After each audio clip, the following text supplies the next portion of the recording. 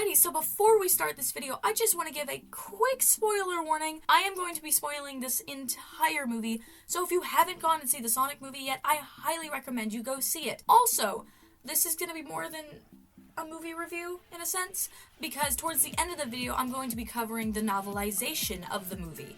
So if you want to hear about that, stick around to the end of the video, and without further ado, let's begin.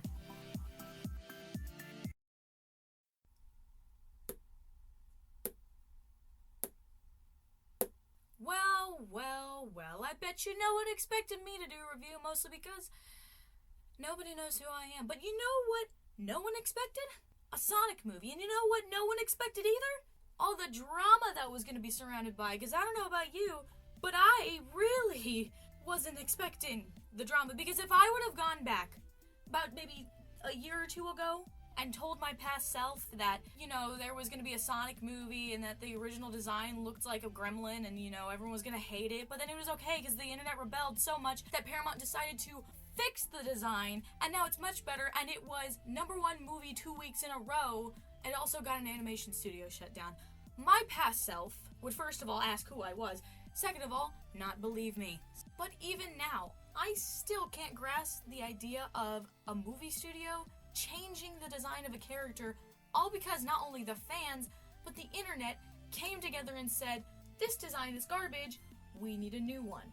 And it happened within the span of a couple months, mind you. Hello everyone, my name is Laura, and today I will be discussing the Sonic movie. Now, this movie, oh my gosh, it went from being, it's gonna be a video game movie to, oh my gosh, we have a redesign, the movie's delayed, yada yada yada, and everyone thought it was gonna be this cookie cutter story, it was gonna be really bad. And I'll be honest, that's not what I was thinking. I've been pretty positive about the entire thing. Even when we had the old design, I stuck up for it, and I know what you're thinking. Why on earth would you stick up for the design? And I don't blame you. It was not exactly the best. It did not look like Sonic. But there was reasons. One of those reasons being, I understood what Paramount was doing. They were trying to make him more realistic, kind of blend in a little bit more with the atmosphere. But at the same time, they made him a little too realistic. I mean, he looked like if Dr. Seuss took Sonic and then made him his own character. It was pretty bad. And I decided to stay positive because I thought, well, maybe it could turn out good, even with the bad design. So for months, I had to sit back and just kind of relish on the idea that we were going to be stuck with this design. But I wasn't the only one, surprisingly. There were a couple other people who were trying to give this design a chance. One of those people actually being someone I've looked up to for years, which actually encouraged me even more to stay positive. And I think it worked, because even though I was positive, everyone else was negative on the internet. I mean, it was going all around Twitter and everything, and when it was announced that it was redesigned, I almost had a moment of relaxation. Like, thank God, we're getting a redesign. So when the trailer dropped, and I was like, oh my gosh, it's here, it was so good to see how the animation not only spiked up, but Sonic looked like Sonic. And I remember sitting there crying because I thought, oh my gosh, they did it. Because when I watched the first ever trailer, the one with the bad Sonic, I didn't say a word. Because I thought, how the heck am I supposed to defend this? But then seeing this new trailer, I thought, there is no way this movie won't do good. It has to. People still had doubts. And those doubts were targeted towards the story, which I understood. It was, is the story going to be good or is it going to be bad? My experience personally, I remember my first time seeing it, I took a group of friends. Some of them weren't Sonic fans, a couple of them were Sonic fans, but we all had pretty low expectations except for me. And by the end of it, I can't tell you the amount of joy and excitement that the entire group was feeling after seeing that movie. But it wasn't just my group of friends, it's been everyone. I have met people who have gone to see this movie 4 different times. Me, I'd say about 3 times at the theaters, so not too bad. But compared to the person who's seen it 6 times, that should say something. If a movie is motivating people to go see it more than once, then they did something right. Which is why I'm taking such a positive turn for this review. I'm not sure how a lot of other, movie reviewers are gonna take their take on the movie, but I, in my personal opinion, thought it was amazing. There were only tiny little tidbits I'd say that I could criticize on, and they're just nitpicks at this point, not even big issues. So that in itself, that's a 10 out of 10 for me. But then again, I would say that the movie was perfect. You know what? 9 out of 10. 9 out of 10. 9 out of 10 seems reasonable. Anyway, you know what? I've done enough talking. It's time to get to the actual review. But I do have to say something real quick before we actually begin getting in depth. This next part may be a little unnecessary for some people, because if you have already seen the movie and you know the plot, please skip this next part, because it's only going to be me recapping the plot, and I'm kind of only doing it for either A, you know, someone who's here who probably should have gone to see the movie but's not gonna go see the movie but wants to watch this video, B, someone who financially can't go see the movie and just needs, you know, the story, or C, someone who needs a story recap. If you are not any of those, please, I'm begging you, skip to the time that you see on the screen and go to the next section so you don't have to hear me talk about the story. Trust me, it'll be saving you time, it'll be saving me time, so then, you know, we don't have to worry about anything. Let's get this started.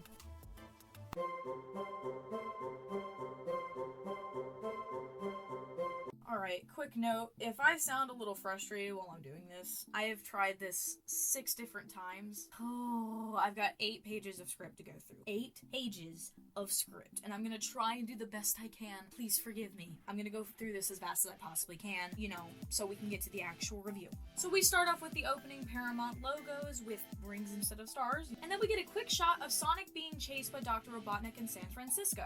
Then it pauses and Sonic takes over as narrator and says, yeah, this is what's going on. And you know what? I feel like I've been running my entire life. He talks a little bit more and then realizes the audience probably needs their continuity. And says, you know what? Let's take it back a bit. And we reverse the entire movie all the way back to where the beginning would start. Entering a very beautiful and nice shot of Green Hill Zone and the Sonic Mania theme song. We see little Sonic, I'd say he'd be about 5 years old at this time, running around and telling us that this is where he grew up. Also, he goes into detail about how he was born with his powers and was told to keep them secret. Then we get introduced to Longclaw, who he then plays around with, and she comes back with, Sonic, someone could have seen you, you need to be more careful. Of course, he doesn't take that seriously and offers her a flower. When she goes to take the flower, however, she notices the pack of bloodthirsty echidnas sitting behind him, ready to kill him. Oh my gosh, this took a really dark turn really quickly, huh? She grabs him, slams the door to the hut, and just as she does that, the tribe attacks. Realizing that she's surrounded, she grabs Sonic in her claws and tries to fly away, getting them both to safety. However, that doesn't happen, and instead she is shot down and sent tumbling back down to the ground. She gets up pretty wounded and realizes he's gotta go. He can't stay in his world, he's putting himself in danger. She explains to him he has a power unlike anything she has ever seen and someone will always want it. And the best way to be safe is to stay hidden. She shows him the rings, shows him how they work, and says if you're ever in trouble, use these rings to escape to another planet. She forces him to go through the portal, and of course he tries to go back and save her, but fails as the ring disappears. And then, opening titles. After the opening titles, we get a 10 years later cut, and then we get introduced to Tom, aka Donut Lord, who was bored out of his mind with his speed tracker. No cars and only seeing a turtle, Tom decides to start giving up and just sits back and accepts the fact that there's gonna be no excitement. Then, his tracker starts picking up random speeds. First somewhere in the 290s and then 300. As he doesn't understand why, the audience can clearly see Sonic in the background playing around with them. He goes out to see what could be making his tracker act up weirdly, and only finds a blue quill that strangely is pulsing with electric energy, except it doesn't hurt him. Soon after that, Tom is called off for important business, aka a duck stole a bagel. Then we cut back to the turtle on the road. This turtle is so cute. And right before the turtle gets hit, Sonic comes in and saves him. He talks with him a little while and calling him an energy junkie, and of course we get to see Sonic in his full teenage form. And he actually looks like Sonic. What a blessing. So then he goes around and plays with the turtle and shows him how to be fast. And Don't Stop Me Now plays in the background. Perfect.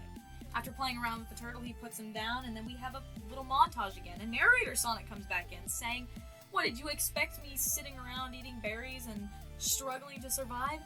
Think again. We get to see where he's living and his personal cave and everything, and then he goes into where he's currently living. Somewhere in Montana in a town called Green Hills. He then goes into the people that he absolutely loves to watch, because he technically can't interact with anyone because he's afraid that the same thing will happen that happened on his island. Someone's going to attack him. He continues on saying that his favorite person being the Donut Lord, protector of creatures big and small, and just the friendly small-town cop. His wife, Maddie, aka Pretzel Lady, is quote-unquote super nice to animals and strangely was born without bones. Sonic's words, not mine. And lastly, Crazy Carl, the only guy who has an inkling of Sonic's existence. Sonic goes on to explain how Tom, Maddie, and himself are like a family, even though they've never met. It's here in the story that we finally introduce a little bit of internal conflict, because, you know, childhood trauma isn't enough. So we start to see that Sonic doesn't like being alone, and then again, who doesn't? I mean, everyone wants someone, even the introverts. Come on, admit it. You want someone there, especially in your darkest times.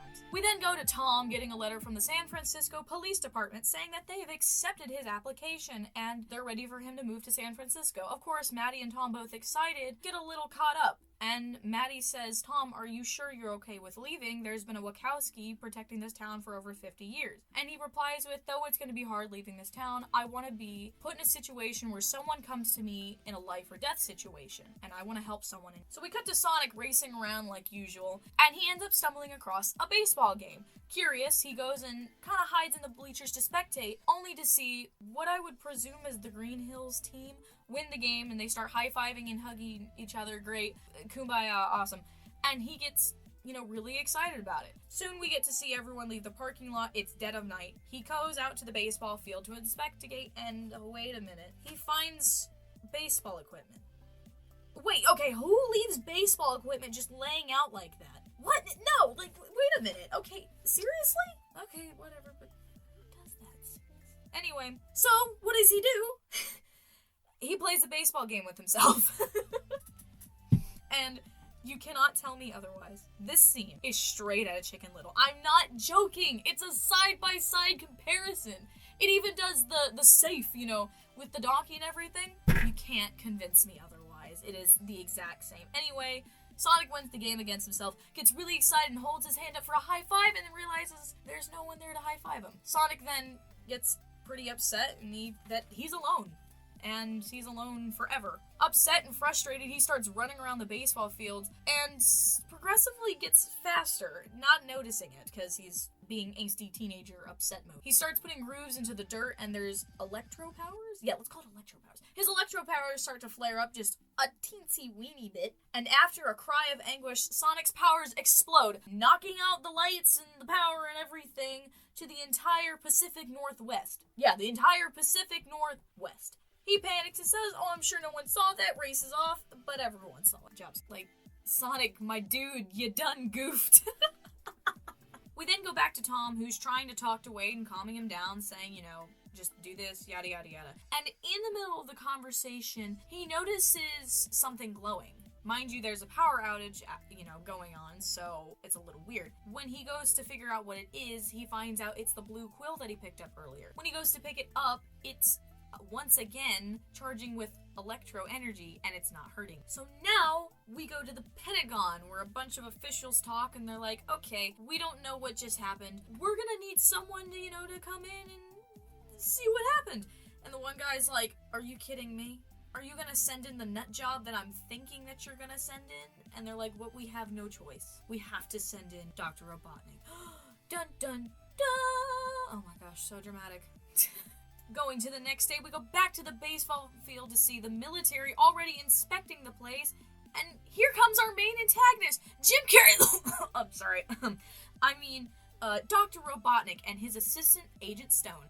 The doctor quickly goes over that he's the one in charge and sends his drones out to attack the mysterious creature. One of his drones finds a footprint, and with the doctor's supercomputer, he concludes that this creature is nothing like they've ever seen, and he's making it his life's goal to track this thing down. Cut to Sonic, now scared out of his mind, goes back to his cave and grabs what he can carry, and says, okay, time to book it, we're going to the Mushroom Land. Even though I don't really want to go there, we gotta go there. He tries to open one of the portals in the cave, but there's too many drones and soldiers nearby, so he has to run off and find someplace safe.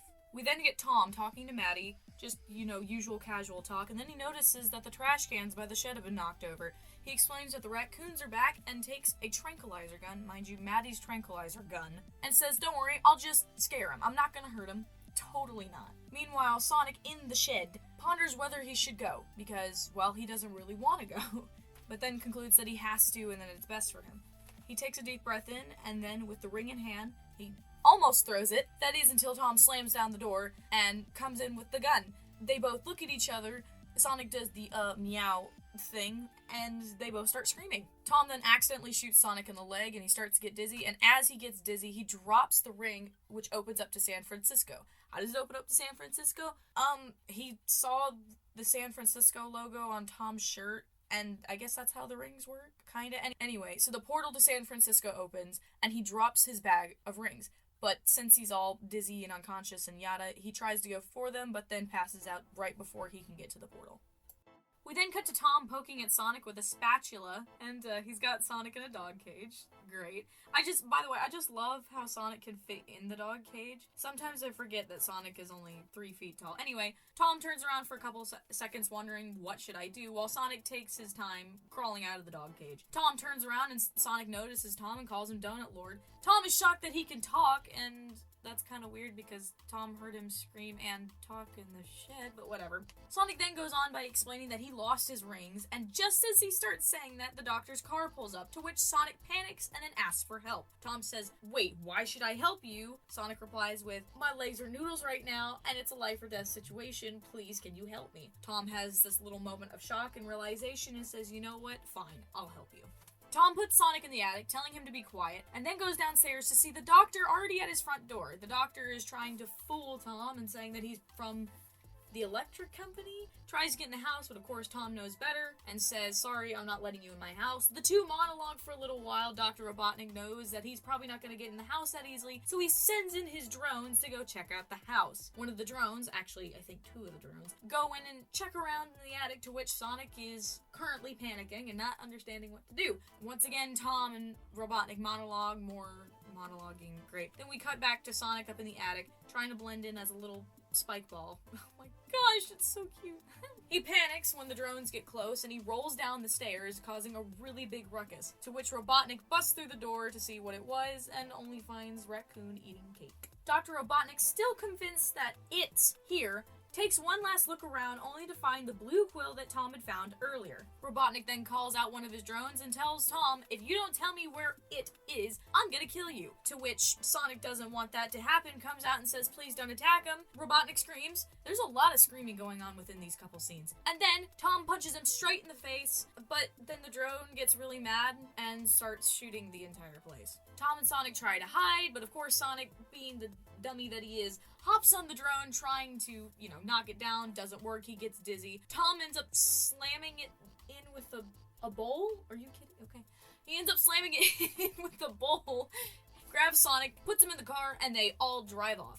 And just right behind him is Agent Stone going in to check in on Dr. Robotnik. Agent Stone goes into the house and checks on the doc, only for him to get mad when he says they never went after them. The doc claims that they'll do whatever it takes to catch this creature, tear it piece by piece, and quote-unquote, see what makes it tick. So now we cut back to Tom demanding Sonic to tell him what and who he is, and Sonic responds by saying, "I'm a hedgehog, and I'm in really big trouble." Sonic also explains that he needs Tom to take him to San Francisco so he can get his rings back and go to the Mushroom Planet so he can be safe. Tom says, "Okay," then pulls over and then proceeds to tell Sonic to go, saying that this was the worst time for this to happen. Sonic says he doesn't know where San Francisco is, and Tom says west, to which Sonic tries to run off but only runs straight into the ocean and back to Tom. He claims that it's Tom's fault for shooting him, and he still needs his help. Tom feels bad that he did shoot him and agrees that it kind of was his fault for shooting him. He then says, "Okay, I'll help you." Then we get a little montage of Tom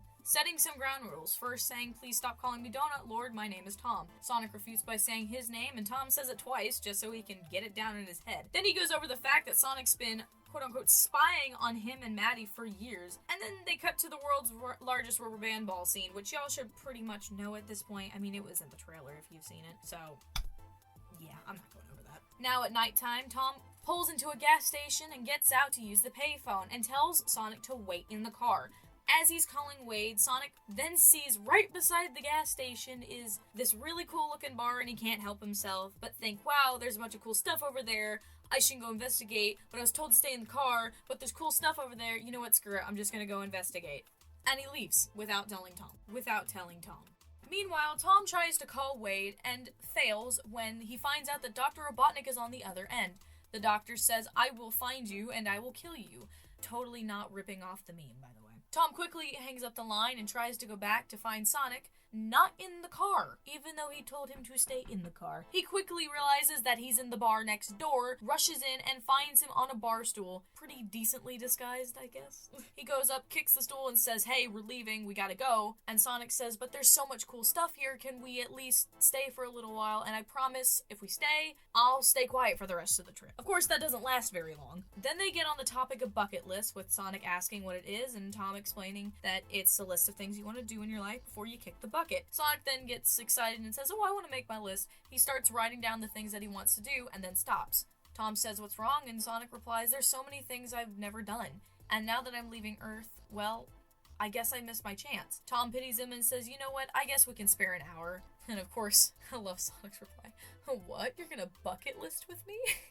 That's his reply, and it's so cute, I'm sorry. So then, enter in a little montage of the two doing random stuff together, which, by the way, one of the cutest scenes of the movie. Just pointed out there. After that, the two sit back down and take a little break, only then to be confronted by some really tough guys. Biker guys? I don't know. The typical high school bully characters.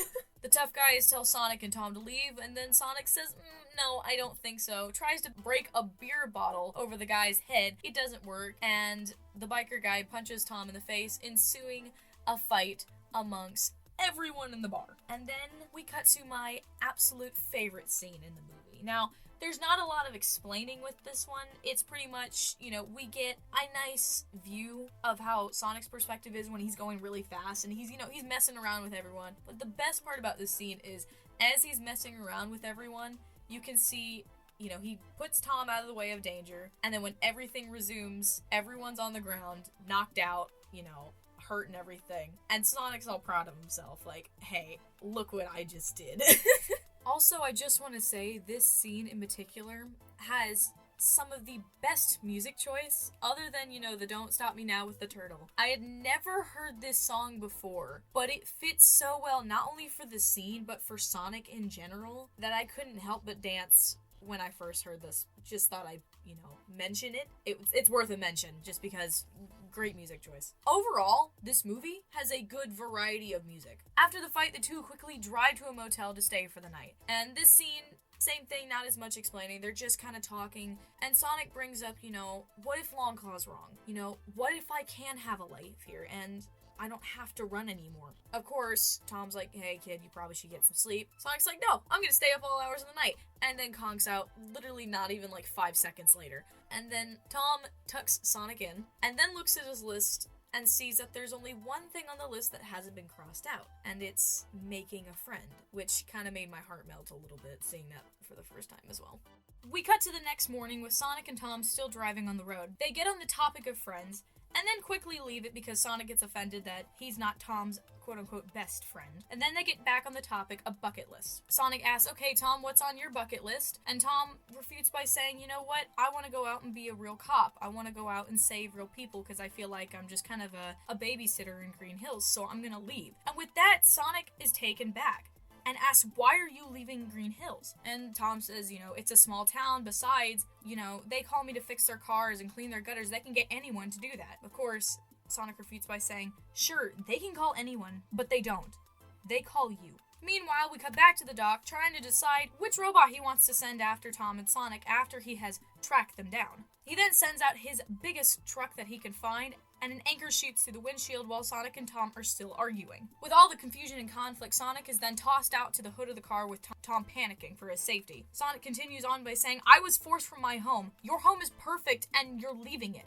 Why would you do that?" And as he's saying that, his electro powers are starting to flare up again. To which Tom says, "Sonic, your body." Sonic kind of panics, and then Tom slams on the brakes to try and get the anchor out of the car, sending Sonic flying into the air, and then Sonic does a surprise spin attack on the vehicle behind him. After destroying it, Sonic gets back up and does a little victory dance, and then realizes that the fight isn't over, as another truck comes out of the even bigger truck, which is cool, I guess. Of course, that's just one of the many robots to come. Tom and Sonic are still arguing. There's robots coming in and out. At one point, Sonic has to drive the car because Tom has to take out one of the robots by hand. And finally, there's one robot left, and it's this tiny little drone, except, it looks cute, but then it cuts off the entire hood of the truck, and then another one comes, and Sonic tries to break it, instead gets the drone stuck to his hand, and tries to fling it off, because they start hearing ticking, and if it's ticking, that obviously means it's a bomb or something. Sonic can't get it off, Tom pulls over, and they both try their best to get it off, and after a couple attempts, they manage to get it off, but not without exploding and knocking Sonic out completely. After the explosion, Tom gets up and searches frantically for Sonic, only to find him laying on the ground. Tom then goes over to pick him up to realize that he's not breathing and that he's pretty banged up. He starts getting in a panic and then doesn't know what to do. Meanwhile, we get to see Dr. Robotnik have a 2-year-old tantrum about, not being able to capture this creature. Then he realizes the quill that Agent Stone has been holding onto this entire time starts to glow. He picks it up and says that it's quite interesting, and then proceeds to put it in his mouth.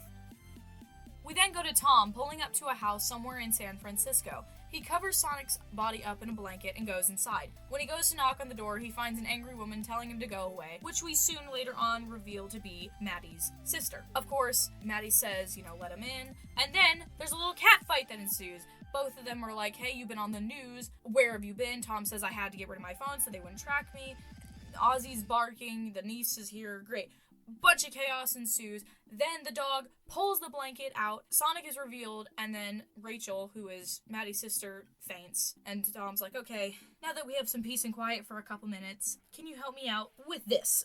Of course, talking about Sonic. Oh boy. And then we go right back to the doc again. As he's analyzing the quill, he puts on a little song and starts doing a little dance, just like you saw in the trailer, except... what are these songs? They're amazing. Oh my gosh. And it's Jim Carrey. Doesn't matter what scene you put him in, it's gonna be funny. Once the analysis is done on the quill, it reads that the energy coming from the quill is unlimited. Then he tells Agent Stone to ready up his machines. Okay, I swear this is the last cut between these two. So we go back to Tom and Maddie, who are still trying to wake up Sonic. Maddie's semi-keeping calm, trying to decipher what this creature is. Of course, Tom tells her he said he's a hedgehog. Maddie's like, wait, it talks? Tom says, yeah, almost constantly. And then she pulls off his shoes, not his socks, mind you, but we actually get a little shot of his feet, which I never would have thought would have come out of this movie, but whatever. The niece runs off to who knows where, and Tom's like, oh wait, smelling salts. Do you have smelling salts? Maddie pulls out smelling salts from her first aid kit, and Sonic wakes up to a gotta go fast, and then he runs around the room in a panic mode. Once he knows he's okay, he realizes that Pretzel Lady is there, and of course Maddie at this point, a little overwhelmed, pulls Tom to the side and says, okay, I've kept calm this entire time. Now, what the heck is that thing standing in the kitchen? Is that thing an alien? Of course, then Tom explains everything and says, we just gotta get to the Transamerica building because, well, he needs to get there.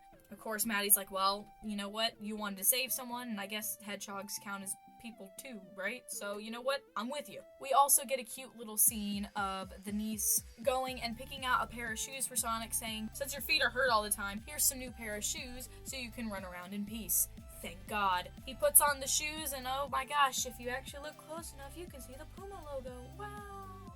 No joke though, the Puma shoes aren't that bad. Trust me, I know. I have a pair. So now Tom, Maddie, and Sonic leave, and we cut to Sonic driving the car again. I don't know why they let the alien drive, but he's driving. They stop at a sidewalk and then decide how to get up. Sonic runs up the building and finds out that they need a secret passcode to actually get to the roof.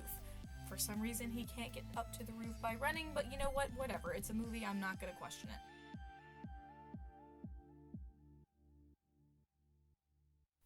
So as the three make their way inside the Transamerica building, Tom has Sonic stuffed in a duffel bag so he can be disguised. He goes up to the desk and asks for a passcode, or a key code, to get up to the roof. Of course, the lady at the desk is like, you're coming all the way from Montana. Tom's like, yeah, it's pretty urgent.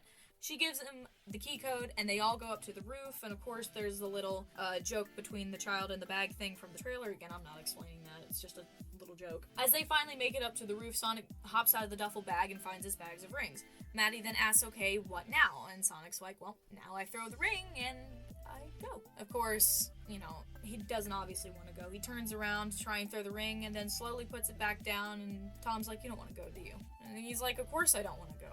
But if I stay here, I'm endangering everyone. And times. I can't do that. And he's like, okay, also, one more thing. Thanks for saving my life. And Tom, again, has that little moment of realization. And Sonic turns around, grabs the ring, and as he goes to throw the ring, it bounces off one of the droids. The three then get surrounded by robots and droids, and here comes Dr. Robotnik in his, I would assume, Eggmobile, because it's shaped like an egg. So we're gonna call it the Eggmobile. Dr. Robotnik and the three throw around some banter, and then Sonic pushes Maddie and Tom off the roof before the doctor can shoot the missiles at them. You know, of course, the doctor's response is like, I wasn't expecting that. But you know what? Whatever. That's two less people I have to deal with. He shoots the missiles at Sonic, and of course we get another little slow montage where everything else is going slow, but Sonic is going at normal pace. He starts playing around with the missiles, but what he doesn't know is that Robotnik has the quill that is powering his machine, and just as he pushes the button, the machine kind of jerks around a little bit and then is able to go just as fast as Sonic. Sonic, still being, funny and messing around with the missiles, doesn't realize that Robotnik's Eggmobile is coming back and shoots him, and it completely knocks him unconscious. When he wakes up,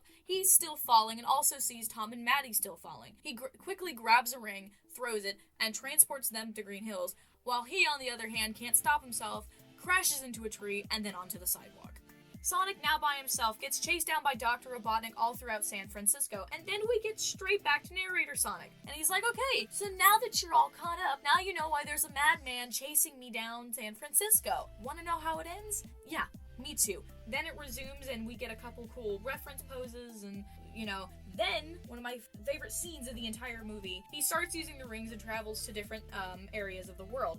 The first going to France, and then going to the Great Wall of China. He spends a little time running against the wall, saying, I can't lose the doc, I don't know why he's able to catch up to me. Then back to Egypt. And as he's running up one of the pyramids, the doc ends up shooting him through the ring that he uses, and back into Green Hills. As Sonic gets blasted through the ring portal, he tumbles and slams back down to the ground into the main streets of Green Hills.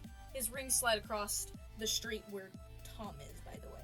Of course, while Robotnik's distracted with Sonic, Sonic's trying to crawl away, but of course passes out before he can do so. Tom grabs the rings, uses them to get onto the Eggmobile, and then starts having a full-on fist fight with the guy. And this scene is the reason why I think this was almost a PG-13 movie, by the way, just saying. Which, I'll get onto that in a sec. After the fight, Robotnik ends up throwing Tom to the ground, and as he's hurt, Dr. Eggman adjusts his Eggmobile and says, why would you give your life away for this thing, this silly little alien, And of course, as Tom is trying to stick up for Sonic, Maddie tells him to look behind him and sees that Sonic is still laying on the ground, not moving, and pretty much presumed dead. And of course, Eggman remarks that he's nothing but a silly little alien. And of course, Tom stands up to say different. Quote unquote, that little alien knows more about being human than you ever will. His name was Sonic. This was his home. And he was my friend. And just as that's said, with newfound energy, he opens his eyes with his electro powers kicking in at full force. Of course, now everyone's stepping back. Sonic's like, I think you have something that belongs to me. Takes the energy that was once in the quill and puts it back to himself. Quote unquote, this is my power, and I'm not using it to run away anymore. I'm using it to protect my friends. Of course, it's going down because Robotnik puts on his goggles and fires every missile that he possibly can at Sonic, only for Sonic to dodge them, and then he uses homing attacks to create what looks to be like a supernova effect to attack Eggman's ship. And then Tom throws a ring behind the Eggmobile, and with one final blow, Sonic spin dashes into the Doctor's Eggmobile, shattering it completely and sending it flying back into the Mushroom Planet. And then the ring closes. Sonic calms his electro powers and goes back to Tom. The two smile, and Sonic explains, we did it. Then Tom gives Sonic a high five, something that was very important to Sonic at the beginning of the movie, if you were paying attention, by the way. Tom gives Sonic his rings back, but not before telling him not to push people off buildings anymore. Quote unquote, I can't promise that. Then Tom explains to Maddie that he wants to stay, saying that he can cross saving a life off his bucket list, and now he just wants to spend time with the people he cares about. After the fight is said and done, everyone starts to disperse, and the three walk home together. We cut to Green Hills, I would say maybe a couple days later. Oh my gosh, the piano Green Hills theme song music. Oh my gosh. Trust me, I was not expecting Green Hills theme music in a piano style. Actually sounds quite nice. Tom and Maddie fix the house only to be visited by one of the head government officials, which give them a token of appreciation and are asked if they've seen Sonic. They say they haven't seen him, and the officials drive off. And then Sonic pops up from behind the couch and asks if they want to watch a movie. Maddie says it's a school night, and it's time for him to go back to his cave. As he walks to the front door, the couple asks where he's going. Confused, he says he's going back to his cave, only for them to take him up to the attic to show him something. Now, before I explain what he ends up seeing, I don't know why, and you guys at home are probably going to make fun of me for this, but I did cry just a tiny bit, just an eensy-weensy little bit when I first saw this scene. You know, so yeah, call me a whatever you want, I don't care. This scene filled me with emotion, but so he goes up the ladder and comes to find that everything that was in his cave is there. Pretty much, the attic has been turned into his own room. He gets all excited, he runs around the room. It's more improved than anything. And they, you know, have some extra stuff that they had gotten along the trip and everything. And then, of course, Sonic, filled with emotions, is like, thank you. And Tom and Maddie are like, welcome home, you know. And then we get a nice shot of Green Hills, and the movie ends. That's it. Oh my gosh! I did it! Finally! I'm done recording this!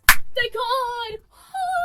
Oh my gosh, I can't tell you guys, this recording has taken so long. Oh, thank God, I'm so glad I'm done.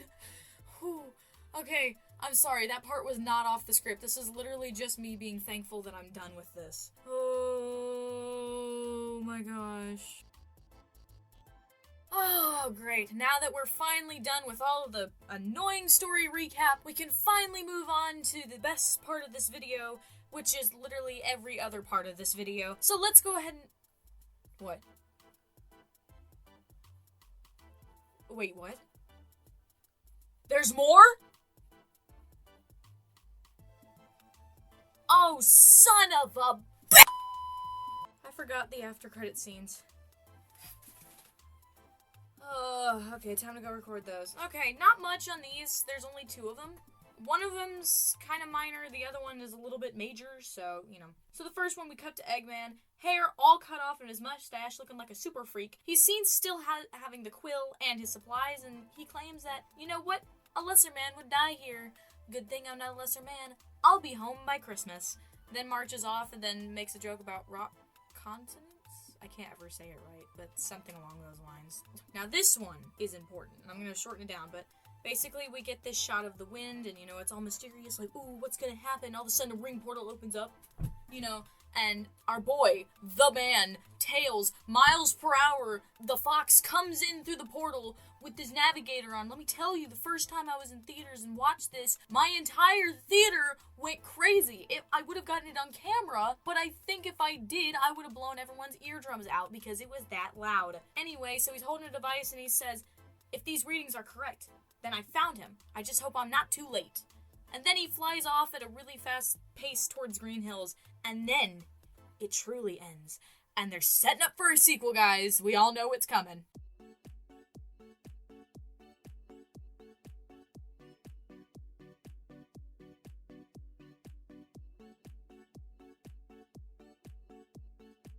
Alright, we're done with the story. We're done.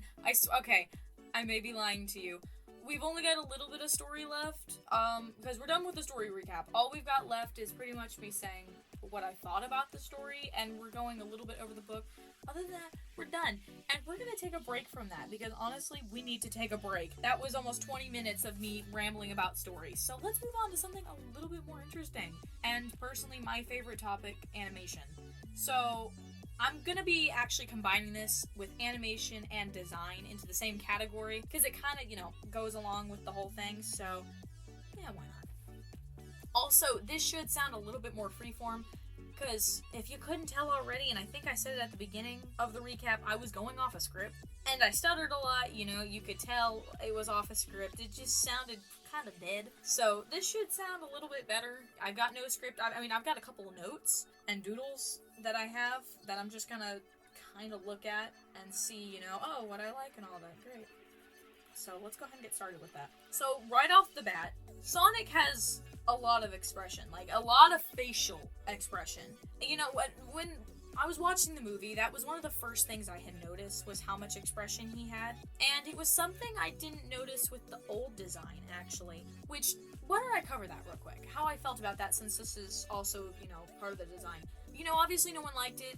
but there were things I could bypass about the design. But 4 things. There were 4 things I couldn't bypass about the design. 2 of them were major, 2 of them were minor. The 2 minor, one of the minors being the peach quills, as I call them, they kept changing. Sometimes they'd be white, sometimes they'd be peach. It was all over the place, and it never stayed the same. And I know it was not because of the lighting. Like, someone was mixing up models or something like that. It was really strange. Another minor, and it's something that I really had to look closely at, it just honestly disturbed me, is it almost looked like he had skin, like human skin around his eyes.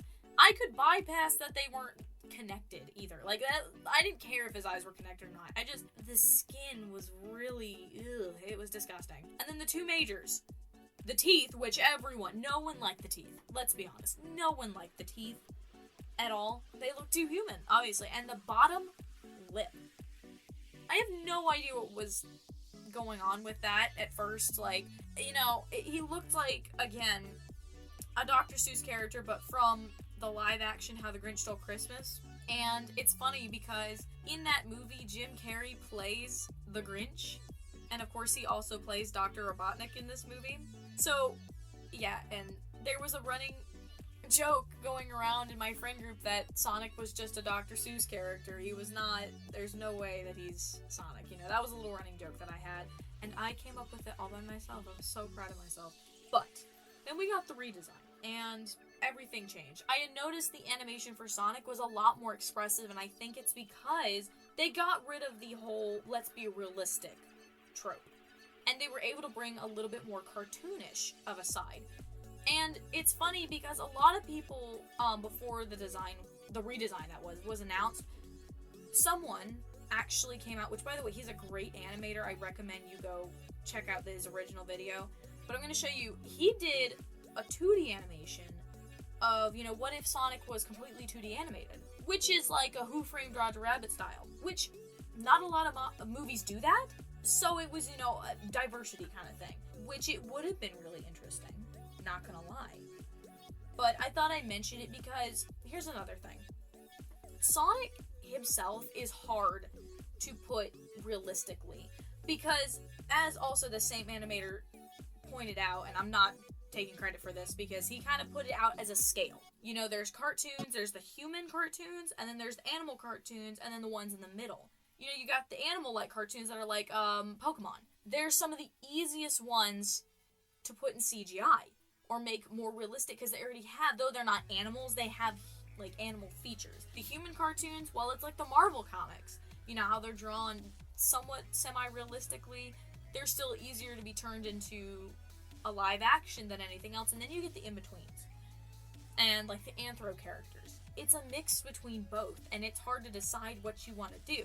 So with that being said, when the redesign came around, and again there was more of a cartoonish flair, it was nice, it was refreshing that I didn't have to look at some sort of weird realistic hedgehog looking thing. So, and some of the facial expressions, by the way, were very strange to me. In the sense of I loved them. One of them, especially, I can remember, it almost looked like drawing a character's mouth. Like if you were to just hand draw it. There was another one that I absolutely adored. It's him smiling, which I thought was really cute.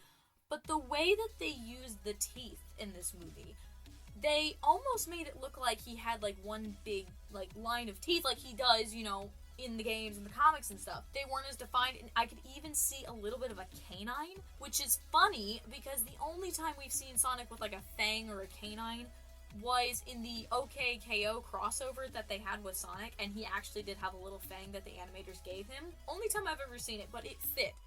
And they didn't use the teeth very often. Now, don't get me wrong, there were a couple times in the animation that it was a little weird, but I'll point that out in a minute. So let's get back to what we were saying. So another thing that I noticed is he's always moving. He's always moving, which is another thing is funny because how they animated Sonic, they use what I like to call the dot technology. If you don't know what it is, they use it for a lot of video games. They use it for Detroit Become Human, I believe, where they basically have actual real-life voice actors and actors who act out the scenes, but they've got these little dots on their faces, and they have cameras that track them.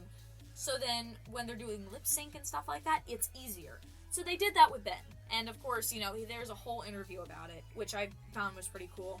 But he said, it was weird because he had never had to do this before. But there was one thing I noticed about Ben, and it was he can't sit still. In every interview, he is always moving, which is hilarious because that's how I can see Sonic. He's never gonna sit still. He's always got to move in some way, shape, or form. It just kind of adds on to how, kiddish he is, which is great. Also, another thing with the dot technology, how well the mouth lined up with the nose. Something that my dad pointed out to me is, when he's talking, you can see where Ben's nose would be, Sonic's nose would be. And Sonic's got a little bit of a, what is it called? It's obviously not muzzle because that's for a horse. Oh, you know what I'm talking about. I'm going to put drawings up so you know what I'm talking about. But it just lines up so symmetrically, so it's very satisfying to look at. And here's the other thing. They experimented with everything that they could. Anything that, body part-wise could be moved, they moved. I even caught movements of the tail, which are things that never happen. They actually used his ears, which, by the way, I never see, even like in the comics and stuff, I never see droopy ear Sonic. I never see anything. They're always just kind of there. Half the time I forget that they're even there because no one ever uses them. They are just kind of still. But in this movie, there were several times I could recount that he had droopy ears or they were moving, which again, was nice. A new change of pace right there. Another thing, he blended in decently well with his surroundings. That was the only thing about him going cartoonish, was I was like, because that was something that people were concerned about, like, is he going to blend in with his surroundings? I think they did a pretty good job. Overall, I think he still blended in pretty well with his surroundings. There wasn't anything I was like, meh, he could have done better. I mean, there were a couple things, but honestly, it was all due to rendering and stuff, so I thought it was fine. Also, he had eyelashes, which is weird. Like, it was one of those, I didn't see it until we got close-ups of his face, especially this one right here, where he's passed out, after the huge explosion and everything. It's weird, because I'm like, oh my gosh, whoa. But I can see why they did it, because when Sonic closes his eyes, you can't tell because his eyelids are also blue, so you gotta have like a black line that defines his eyes closed, and for them, it was eyelashes. And they actually used something similar with the lip. By the way, he still had the bottom lip. But it was so well blended in, like you could barely see it unless you were really close. And I feel like they used that as an anchor for the animation, which would make sense. I mean, it would have kind of looked a little unnatural if he didn't have at least some little bit of a lip, just to show. So, good job with that. Another thing, the baseball scene. This scene in particular, there was one little section I was noticing, and it was when he was running around the bases really fast. It's funny, because, like, back in old animation, rubber hose animation, 1920s and 30s, you got the frame-by-frame animation, and when he was running around the bases and he was going so fast that you could see the frames of him running, it was so, and, again, I personally love the era of 1920s and 30s cartoons. That's why I'm so big into Disney and like games like Bendy and the Ink Machine. I'm huge into that kind of stuff, all because I love the history. But it's just so cool getting to see almost that he's going so fast. It's like a plane or a helicopter. The blades are spinning so fast it almost looks like it's going slow. So really cool touch up there.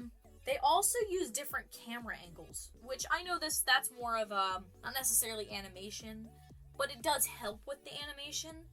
And, you get a lot of close-ups, you get a lot of them far away, you get a lot of the shaky camera or bird's eye view. You even get a couple of them where they're down below in a worm's eye view where you're looking up to him almost like he's bigger. Now, this is a little bit of a nitpick right here. This is probably one of the only things I would say say was bad. Not necessarily even bad. It just wasn't present, is the breathing animation when he was passed out. At times I could see why. Like in the very last scene where he looks dead, and he's supposed to. He's got all the black marks on him from the explosion and everything. He's not breathing, and they think he's dead.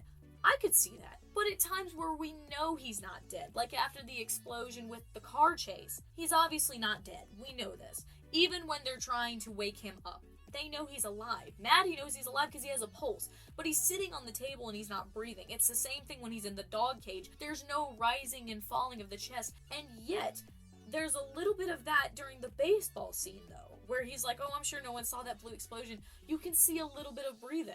So what happened here? That they just have the new hire animate those bits. Just like, wait a minute, I think you guys forgot a little bit of breathing animation. Other than that, that was one of them. I think there's more. But the lighting, or the electro powers, how they looked on the quills were really nice. Just, it's an interesting take, having them be blue. I mean, I obviously know they would be blue, duh. But just the way they showed up on the quills, and Sonic, had individual quills. And by the way, fun fact, the quill that Tom found in the movie, the prop, it lit up. Like, it actually lit up, which I found was really cool. Which I, would have assumed, but at the same time, I'm like, see, they're putting effort into it, The lighting on Sonic is done very well. At times, it's a little wonky, but overall, it's done really well, and there's only a couple scenes that I'm like, but at least they're realistic, because not everyone, depending on certain lightings, you're not going to look best under, say, this lighting compared to this lighting. So, at least they put that in there. One of the other things I also noticed, and I don't know if this is, again, just because of the dot technology or if this was Ben himself, but every time he said a P or a B word, like his cheeks puffed up, like a P kind of thing. You could see it. For a short amount of time, you could see how his cheeks puffed up. You could also see, I also want to go back to the teeth real quick. There's one scene I just remembered. Going back to the baseball scene, where they used his teeth very strangely sometimes, especially in this scene. You can see them, like, they're there, and it's like, whoa, okay. It looks decent, though. They're not bad. The parts where he's dizzy or woozy, that's another thing. I like how they actually have his eyes kind of spinning, and, his eyelids are kind of shutting in and out. And also, the little Sonic ball. I knew they were going to animate it, obviously, like, him being in his spin ball.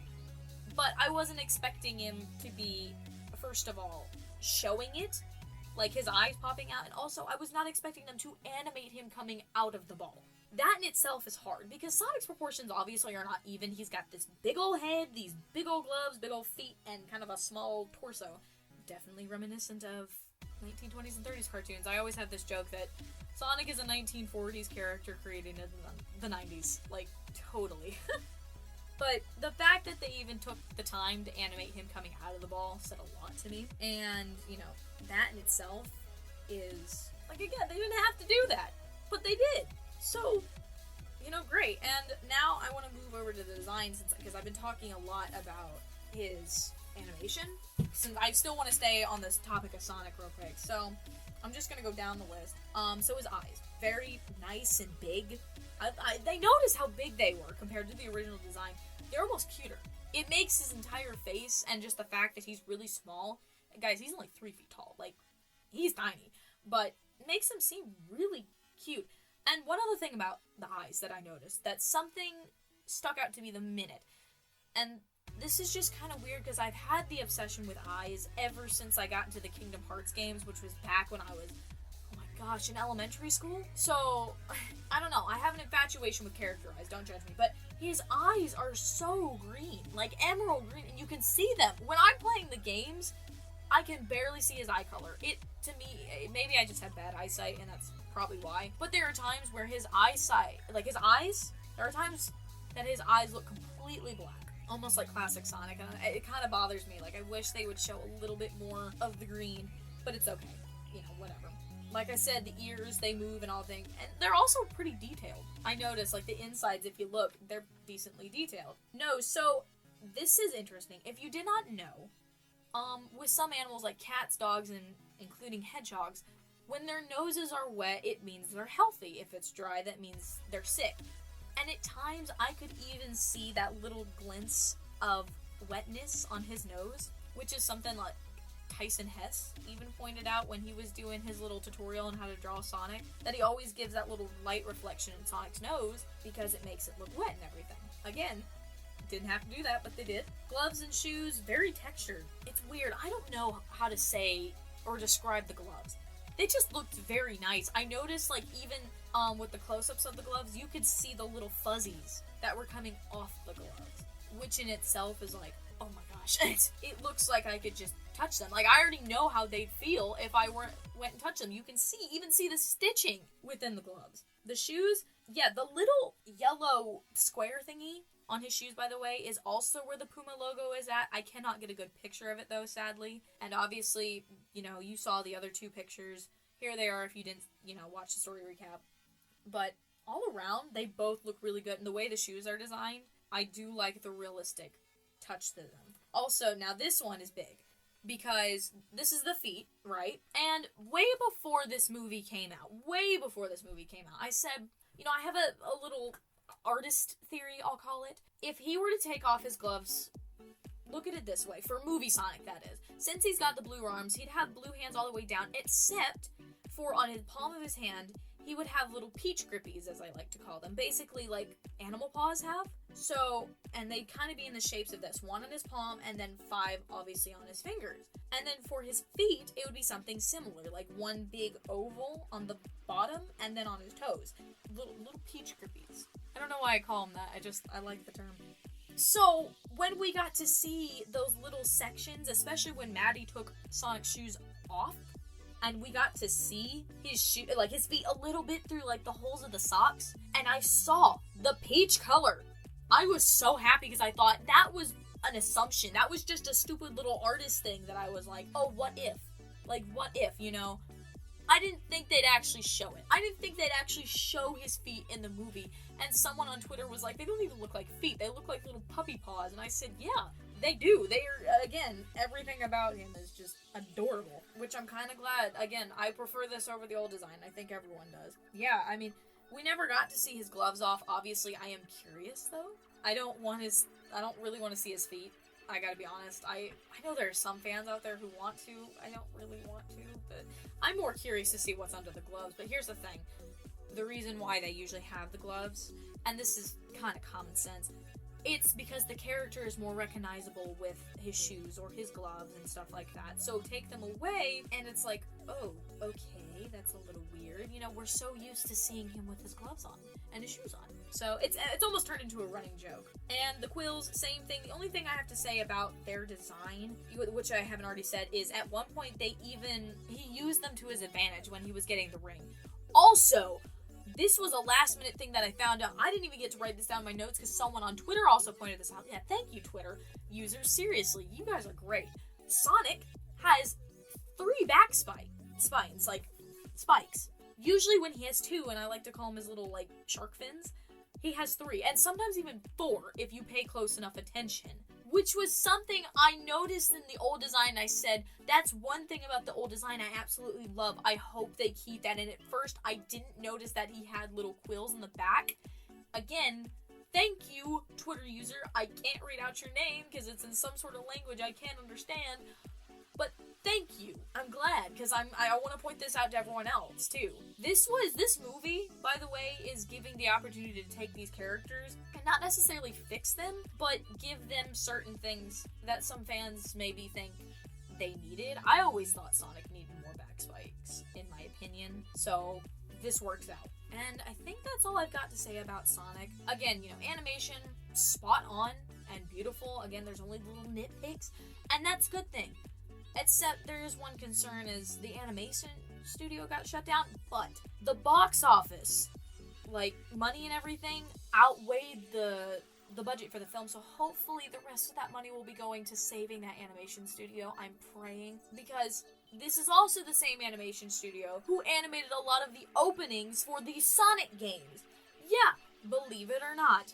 So with that, I'm done with Sonic. I'm gonna move on to the other couple characters that we've got, and these are a lot smaller, so this should go a little bit faster.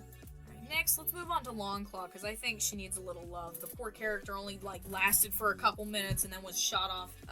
Seriously. So, her animation, nice and smooth. When she gets woken by Sonic, I like how she shows the reaction, it takes her a couple seconds to register what's going on, so they have her blink and even shake, kind of. Every feather, by the way, is animated. I noticed that. Almost every single one of them. It was very reminiscent of how, with Monsters, Inc., Sully, every hair is individually animated. If you didn't know that already, yeah, it's crazy. Disney, I swear, sometimes. I like the quick movement. I also like that they took advantage of her claws and her wings. You even got moments of her holding Sonic in her claws and using her wings as almost like arms. Her eyes, I'm gonna bring up the eyes again, are beautiful. Oh my gosh. Again, I like the way those are animated too. The mouth, the beak movement, pretty solid, I'd say. Also, another thing, the fingers. Like, not the fingers, but like the feathers. The tips are used as fingers, which I love when TV shows do this, or different medias do this with kind of characters with wings, is they have the tip of the feathers used as, like, fingers. So, one thing I do want to point out, though, overall, her design is gorgeous, and one thing that I liked that she wasn't fully anthro. I know I had some people complain about that. You know, why isn't she fully anthro? I don't think she needs to be, if I gotta be honest. I like her the way that she looks now, and not every animal that we've seen in the Sonic series has looked full-on cartoon anthro, and in itself, the way the battle armor looks and everything. Also, there's lore to that, which you don't get until you get into the book, which I will explain that, don't worry. The feathers, the two little feathers that stick out that are really nice. But anyway, getting back on the whole anthro thing, again, I think it looked subtle enough. I think it actually looked fine. I don't really see the big complaint that everyone else is seeing. If you had an issue with it, actually, I'd like to know. Could you, like, leave a comment saying why? I'm deeply curious, because I'm just like, huh. Like, what did you think she was going to look like? You know, actually, if you want to know something embarrassing, some of the storyboards were leaked for Longclaw, and I thought Longclaw was a boy. I even posted on Twitter, like, this guy looks like he's gonna beat the schnizzles out of someone if they even give Sonic a bad sideways glance. So then seeing that Longclaw was a female was like, whoa, wait a minute. Was that a script change or something? Because that does not look like a female. Usually you have eyelashes to incorporate that they're female, but okay. But other than that, her animation, again, we don't get to see her that much, so there's not too much to say on, but I do like her design, though. So then we got the Echidna Tribe, let's see, cool designs, very reminiscent of Sonic Adventure 1, definitely. Like, they almost look the same, except I noticed something kind of dark. Again, this also goes into the lore of the book. The feathers that they had on their arrows looked very similar to how Longclaw's feathers looked, which was a little dark because I was like, oh, ooh, that's, but it was also something else I noticed. A lot of them looked like Knuckles, like they even had the moon, if you looked close enough, that he's got on his chest, and they even had the Knuckles, except this time they weren't gloved, like his gloves, they weren't gloved. Instead, they actually had like individual fingers, sort of like in Sonic Boom. And the knuckles looked like metal, like brass knuckles, which I actually really like the idea of that. You know, that they're not just a part of the gloves. I always kind of found that stupid. It's weird. I don't know why all of them were red, but I'm sure Knuckles definitely has a little heritage. But mind you, I actually had to tally this up. Sonic was 5 when the attack happened, so Knuckles had to be 6, and probably not old enough to fight if he was a part of this. Just thought I'd point that out. That's probably why he was nowhere in the movie. But let's move on. The rings, nothing much to say. I like the glossy look, and I love the golden aura effect when they're used as portals. I love how bright they are and everything. The robots, not much to say about them. There's a couple of times I've caught them not looking like they are the only things I didn't think blended in with the surroundings very well. They were just kind of meh. I'm just glad they didn't look like weird animalistic robots. Those always bothered me just a little bit. And then, of course, let's get to Tails, because I absolutely loved how they did Tails. So, really good on the fur texture. Immediately, first thing I noticed, great job on the fur texture. The device he's holding had a nice little touch to it. His tails were also constantly moving, which in the games, if you catch, when he's standing still, they're always moving. They've always got that animation or a separate engine to make sure that those tails are moving. And another thing that I found so interesting, and I'm so glad someone finally did their research. Tails, like when he started flying, he was going fast. Though he's not faster than Sonic, he's able to keep up with Sonic. And I'm so glad someone finally did the proper research and said, yeah, he's able to go as fast as Sonic. Should we show that? Yeah, we probably should show that.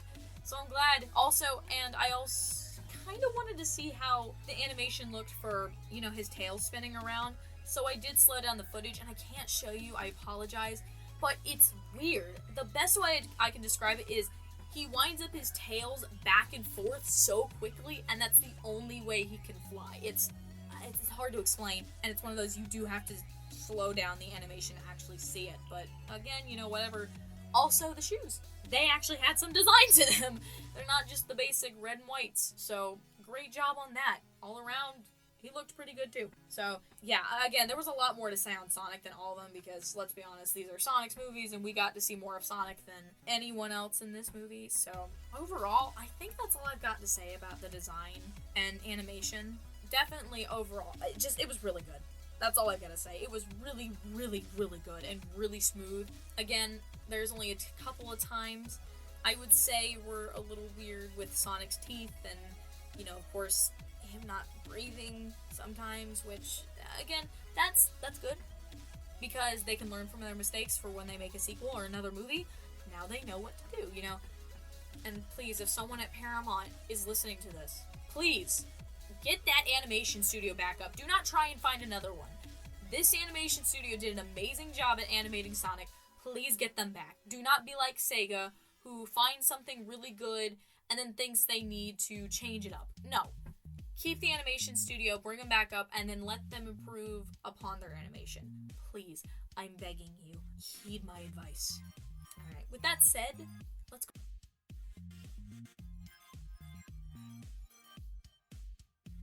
Alright, voice acting and actors, I've got a lot to say about this one, but before we start, I'm looking at my list right now, and if there are any names that I butcher, I humbly apologize. If I can't pronounce the last name, I'll attempt, but if I just can't do it, then I'll call them by their first names. I think there's only like 2 people on this list I don't think I can do, so bear with me on this. But with that said, let's go ahead and get started. So, let's start with Sonic, this character.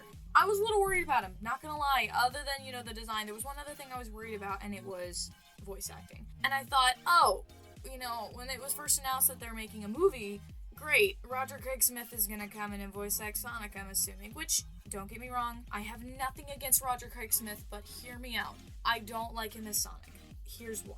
I feel as though he's getting a little too old to play Sonic. I mean, I'm getting flashbacks to that one ad that I saw on Twitter. It's like the Team Sonic Racing ad for mobile, and it was Sonic trying to sound all hip and cool and stuff, and it was Roger Craig Smith, and it was just like, that's more cringy than anything. And I feel like the only time Roger has fit Sonic has been in the TV shows, that being Sonic Boom. Sonic Boom, especially for these set of voice actors that we have currently, it fit. Now, because, and this is a weird take, but the characters in Sonic Boom, to me, almost looked older because of the taller stature, and because of the voices that they were given, they looked older to me, and they sounded older. So voices, you know, with Roger Craig Smith and Cindy Robinson, who plays Amy, they fit. But then cut forward to the games, where you've got Sonic, who's 15, Amy is 12, the voices sound too old now. They don't fit like they used to. And even then, back when, like, when was the first time Roger did a voice for Sonic? Sonic Colors, I think? I could be wrong on that, and you can correct me, that's fine. But still, God, it just, I don't know. I never really liked it. Maybe because I'm so used to Jason. Jason, personally, has always been my favorite Sonic voice actor in the games.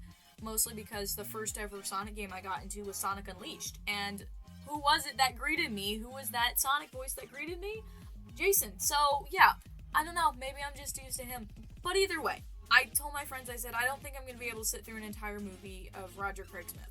I just don't think I can. So when it was announced or leaked that Ben Schwartz was going to be voice acting Sonic, I said, who the heck is Ben Schwartz? Like, wait, what? I don't even know who this guy is. So with a little research, you know, I ended up finding out that he's done voice acting work for DuckTales, the newer DuckTales, and also the reboot for Teenage Mutant Ninja Turtles. And I said, oh, okay, well that means he's got voice clips somewhere. Let me listen to what he's got. I listened to it and I said, oh my gosh, there's no way. This guy sounds perfect. I mean, he sounds like Sonic. You know, because here's the thing. I always thought Sonic should sound more kiddish, more his age. And even with Jason, as much as he is my favorite, he also kind of doesn't sound as young as Sonic should be, you know? So hearing this, I thought, there's potential here. I wonder. And then, of course, we got the first trailer that dropped. Sadly, with that trailer and the Gremlin Sonic, I didn't pay attention to the voice acting as much. Everyone else, including me, was freaking out about the design. And I didn't get back to the voice acting until the next trailer came out. And that's when I really started to notice the voice, and I really started to notice how well it complemented Sonic. And I started to gain an appreciation for Ben Schwartz. I started doing a lot more research on him, and also his personality. I always feel that with a voice actor, their personality and charm and charisma and all that should also complement the character that they're voice acting. And Ben Schwartz has that. He honestly sounds like a Sonic to me. He acts like a Sonic, that little 15-year-old kid. And in an interview, Ben Schwartz very clearly stated what he was going for was this 12-year-old kid, very adventurous and curious and stuff like that. So then to hear him in the movie, finally hear the movie full, it was great. There was not a moment within the movie I thought he did bad, and I can tell by interviews and just everything, Ben definitely enjoyed voice acting Sonic. There's such a joy that comes out of it for him, and it makes me happy to see, because I'm like, that's one thing you always want, is that your voice actors are enjoying voicing whatever character, and that they're able to have some sort of personal connection to the character that they're voice acting. But surprisingly, Ben wasn't the only one who, added more emphasis on Sonic, because mind you, Sonic to me has always felt like a one-dimensional character, especially these past couple years and past couple games, especially these games. But seeing that Ben Schwartz was adding more to his character, it made me had a new appreciation for him, something I haven't felt in years. And same thing for Dr. Robotnik. Jim Carrey did the exact same thing. He was given the script and then pretty much added certain things, like the fact that he was an orphan and the fact that he doesn't really like humans, and necessarily he acts like a robot. That's why he always had the robotic movement and stuff, which, good job, Jim Carrey. But again, isn't that amazing that they did something like that? That they were able to personally connect to their character and add more. Add almost their personal flair to the character. So, while we're on the topic of Dr. Robotnik, all around, he was really good. It's Jim Carrey. Doesn't matter what you give this guy, it's gonna be good. So not only was he a mix of hilariousness, but he also had the seriousness down. And overall, again, there was nothing about his performance I would say was bad. It was really good. So then we got James Marsden. Funny fact about this, actually. So I found some old concept art, and I'm going to see if I can find it again. I hope I can. But I found some old concept art that instead of James Marsden for Tom, it was originally going to be Chris Evans. Yeah. The guy who plays Captain America, originally was going to be Tom. And I thought, whoa, really? They were going to try and get Chris Evans to do Tom? And initially, since I'm a really big fan of Chris Evans, I liked the idea. But after seeing the movie, I said, you know what? I'm glad they kept James Marsden in. Not gonna lie. I think he sold the role perfectly. It's one of those where now I'm just like, I can't imagine anyone else in his place, because he did everything that I think he could have done correctly. And, I didn't know him for anything else other than that he was in Hop, which that movie was just, it was a thing. It was a movie, alright. But I didn't really know him as an actor very well. And then after doing also some more research, figured out he was in X-Men, which that's a long-running joke between the cast, by the way. He was really good. Again, nothing about his performance I'd say was bad. Sure, there were some things he possibly could have improved on, but then again, that's kind of everyone, so. Tika Sumpter, or Maddie, she did great.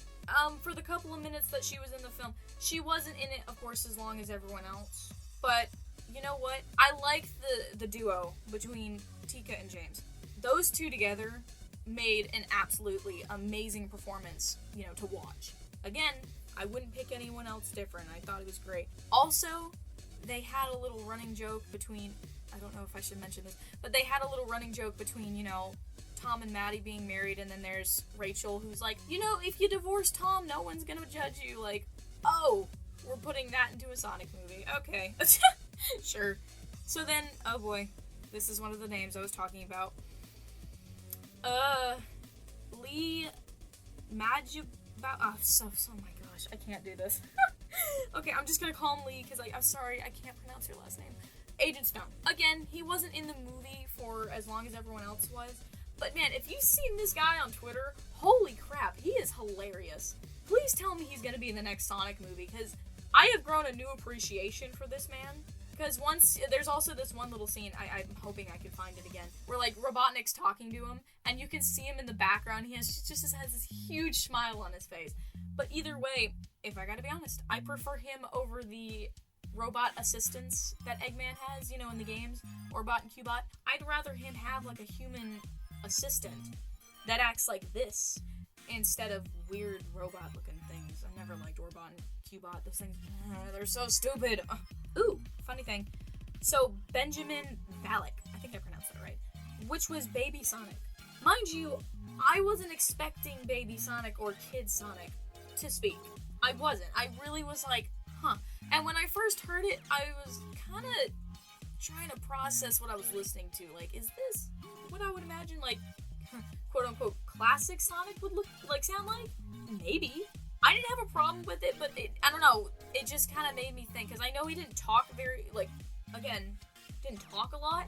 There was only, like, 4-ish lines of him talking, maybe. Even still, I was just like, I don't know if I can imagine this voice, like, this voice going to the voice of Ben Schwartz. I don't know. That was my only thing, like, maybe. Alright, also, I wanted to talk about this one. Why did I put her all the way down the bottom of my list? Donna J. Fultz. This was Longclaw. Okay. I had to look her up, because I'm like, I've never heard of this voice actor before. I wonder if I've seen her in anything else. No, I haven't. Every other movie she's been in, I have no idea what that movie is, and I've never seen it, so at least I don't recognize her. But I swear I recognized her voice from something. But either way, if there's any character I want to return, and any voice actor I want to return with the character, it's Longclaw, and I want Donna back. She was a great voice actor. Her voice fit. It complemented the look of Longclaw, and I'm like, please, bring her back. She was a really good voice actor. Please bring her back. Oh my gosh. Again, I feel bad. Longclaw only had to survive for like a couple minutes. And it's sad because I would have enjoyed hearing more of her voice. Because we didn't get to hear a lot of voice acting. Most of the voice acting we got to hear from Ben. Because the only really animated character we got to see was Sonic in the movie. I'm hoping in the next movie we get to see more Sonic characters. Hopefully. Which then brings us to Tails. Oh boy, here we go. Colleen O'Shaughnessy? I'm just gonna call her Colleen because I probably just butchered that last name, but Tails. This one, I wasn't expecting Tails to show up, first of all. I really wasn't. This was obviously this movie, and what people seem to not understand, this first movie is an origin movie. If you think about it, following in the timeline of the games, even though this is obviously like a separate lore, if you were to compare it, this is before Sonic 1, or this could be Sonic 1, if you want to clarify, because Tails didn't show up till Sonic 2. So, that's why everyone was like, oh, why isn't there Tails and other characters? Because it's an origin movie. Okay, get it through your mind. But I was not expecting Tails to show up, and best of all, I was not expecting him to keep his voice actor. This is out of Sonic, Amy, Tails, and Knuckles, out of these 4 voice actors that we have currently, the only one who has fit their voice, I'm going to say, is Colleen for Tails. Again, not a huge fan of Roger being Sonic. Cindy Robinson is okay. I don't remember who we had for Knuckles. I sadly don't remember his name. I just remember I could not stand him as Knuckles. Speaking of, actually, we just got a new voice actor for Knuckles. If you played Team Sonic Racing, you'll hear it. But Colleen, she has always done an amazing job with Tails. And funny fact, if you didn't know, in the voice acting industry, it's very common for young boys to be voiced by women, which I could list off examples if I wanted to, but I'd be wasting your time. So when I was in the theater and heard her voice, like the original Tails voice from the games, I thought, oh my gosh, they did it. They kept the one voice actor they were meant to keep. Thank God. Because I'm sorry, he didn't need a new voice. His voice was fine. His voice was perfect. I know originally when I was thinking about it, I thought if they did replace his voice, I would be curious to see what it'd be like if they actually got like a younger boy to do it. But I'm kind of glad they just stuck with Colleen because she does an amazing job with Tails and has probably been my favorite throughout all the years of, Tails voice actors. So, but other than that, I mean, I could go on about the background actors and stuff, but there wasn't really much with them, so. But other than that, I think that's it. That was a lot shorter than usual. But everyone did a really good job. I'm not gonna lie, there's nothing I would say that was absolutely terrible and horrifying. No, it was all really well done. And I think that's another reason why the movie did so well, by the way. It's not just because Sonic was redesigned. I also believe, actors, voice actors, they have a huge part in a movie's film process and success. So good job. All around, I'd say pretty good. Okay, we're moving on to the Okay, we're moving on to the next topic now.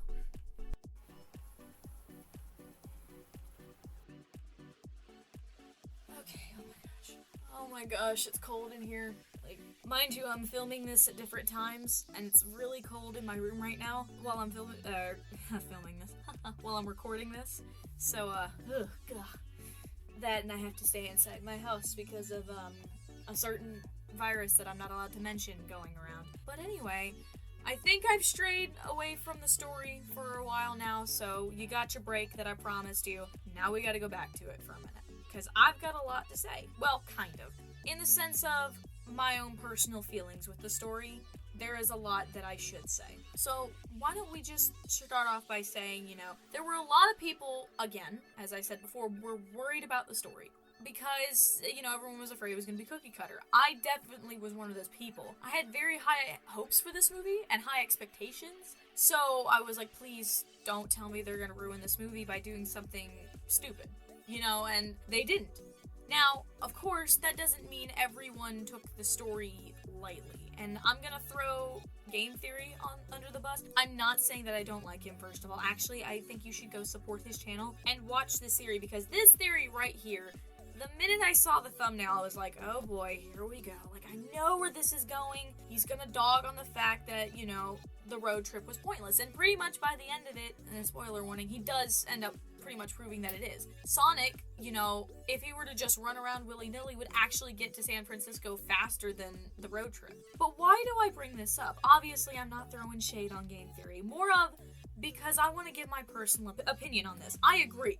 Sonic could have gotten to San Francisco a lot faster if he just ran. I know that by Sonic X. The very first thing that got me into Sonic ever was Sonic X, and I remember strictly him running around all around the world. But there'd also be times where he'd run around and, he'd come back to that place, but he'd be like, oh, I think I ran around here, but I never stopped to look, so I don't really know much about the place. And maybe if that happened, like, within the movie, it would have been the same thing, like, he just would have ran past San Francisco, but I don't know, maybe I'm giving it too much credit. But why do I like the fact that he didn't do that? Well, if you remember, as I've said several times, within the story recap and everything, Sonic didn't want to be alone. That was his biggest thing. If you think about it, he was technically alone and not being able to talk to anyone for 10 years. Because, as established earlier, that attack on him and Longclaw happened when he was 5. He got to Earth when he was 5, and yes, it's confirmed in the books. He went to Earth. Books. The book, the only book that is out. But still, for 10 years, he hasn't been able to technically talk to anyone. That would drive anyone crazy, first of all. And I'm glad they even, if you noticed, Sonic also talking to himself a lot, which, everyone does it, don't get me wrong, and don't say that you don't do it, okay? Because deep down, everyone talks to themselves. But especially with a character that's been alone for so long, what are you gonna do, keep quiet? No, especially with Sonic, who is a very, rambunctious and adventurous kid. He's not going to keep quiet. If he's going to talk to someone, he's going to talk to himself. So I'm glad they incorporated that. But as Game Theory, or Matt Pat, was going through, his theory, he said the only reason why I would really understand, for Sonic to go on the road trip is because, he's been alone and he wants to be with a companion. He wants a chance to have a bond before he goes. And if I gotta be honest, I think that's exactly what happened. I think Sonic very well knew deep down that he could have ran around easily and just found San Francisco, but at the same time, then what? Okay, he found San Francisco, he found his rings, now off to a mushroom planet where he's gonna be alone forever. I'm sure at this point he was desperate, and with him spying on Tom and Maddie for so long, to the point where he's calling them a family, says something. He doesn't want to be alone anymore. He wants someone there, especially in these final days that he has on Earth before he's just gotta book it. That's why, at the end, when he does get his rings and he tells Tom, these past 2 days have been the best days of my life, he means it. Because he knows, this is going to be probably the last time he's ever going to get to interact with someone before he's got to go to a planet where there's literally nothing but disgusting mushrooms. So, I'm going to defend the plot here. I actually like how they took it. Sure, it's, a mediocre road trip, and funny thing is Sonic actually does complain at one point in the book about how slow Tom is going. He even tells him to floor it, aren't you a cop? Can't you just go faster? And Tom's like, you know what? We're trying to lay low, so we don't get caught. I'm gonna stick with this story, because here's another thing. Why I'm okay with this story. They did not do the typical main characters fight and then separate and then come back together at the ending climax. I hate when movies do that, especially when there's no tension to build up to it. And I was like, please, do not have Tom and Sonic fight for some stupid reason. Sonic goes and runs off and then, oh, they come back together and they forgive each other. Kumbaya. No, that's not how this goes. Like, everyone's done it. So thank you, Paramount, or whoever, helped write that part, and was just like, can we use our brains for a couple minutes and realize we don't need that? Thank you. I've gotten all the basics down about, story and plot-wise. This is what I want to get into, though. This is more like characterization, but it does go into story. And it's Sonic. Sonic himself. The way he acts. As I said, in the voice acting bit? To me, Sonic in the games especially has always felt to be a one-dimensional character. Especially these past couple years, there has been nothing. I have felt no emotion for this character. He's just kind of there. He's the huge gaming icon that everyone knows, like, okay, and what else? Oh, and he eats chili dogs. Okay, what else? And Sega's over here like, but he's cool. I'm like, okay, what else? You can't just say, oh, he eats chili dogs and he's cool, and that's it. No. So, seeing this movie, and the fact that they made him act like a teenager, said a lot. He's 15 years old. And you know how long it's been since I've seen any reminiscent of him being his age, or showing any emotion at all? God, it's been so long. Like, right now, I know it's not the latest, but the last time I could trace Sonic being, a little upset about something was in Sonic Unleashed, when Amy didn't recognize him.